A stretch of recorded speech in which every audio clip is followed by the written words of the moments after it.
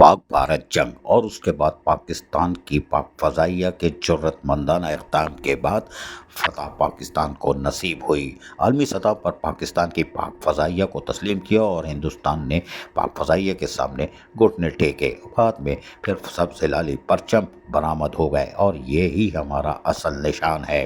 اور آج بھی لانڈی ٹاؤن، کورنگی ٹاؤن، شاہ فیصل ٹاؤن کے تینوں چیئرمین، ڈپٹی کمشنر کورنگی اور تمام افسران و ملازمین نے سب سے لالی پرچم فضا میں بلند کیے اور لہرایا۔ اور یقینی طور پر ایک کیمپ لگایا گیا تھا جہاں پر نعیم شیخ، غلام فرید جو میونسپل کمشنر ہیں، چیئرمین کورنگی ٹاؤن، معیز الدین کوآرڈینیٹر، اور وہ بھی وہاں کیمپ میں موجود تھے۔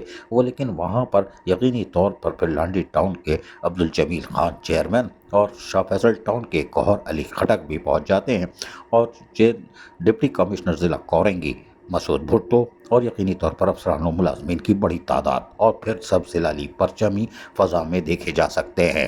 یہاں سے گزرنے والے لوگوں نے بھی فلک شگاف نعرے لگائے، اس لیے کہ یہی ہمارا نشان ہے، یہی بھائی چارگی، اخوت کا درس دیتا ہے اور امن کا پیغام دیتا ہے۔ ٹھنڈا سا ٹھنڈا سب سے لالی پرچم، اور اس نے دنیا بھر میں آج ثابت کر دیا کہ یہی وہ پرچم ہے جو اسلام درس دیتا ہے، محبت، امن، بھائی چارگی کا۔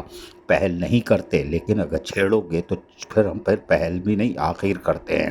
یہی وجہ ہے کہ پاکستان کی فتح کے بعد 3 ٹاؤن کے چیئرمین شاہراہوں پر موجود تھے، اور یہی پیغام عالمی سطح پر دیا جا رہا ہے کہ پاکستان ایک امن کا ملک ہے۔ اور یقینی طور پر لانڈی، کورنگی، شاہ فیصل سب ضلعی پرچم سے نچھاور کر دیا گیا، یعنی کھمبے، گلی محلے۔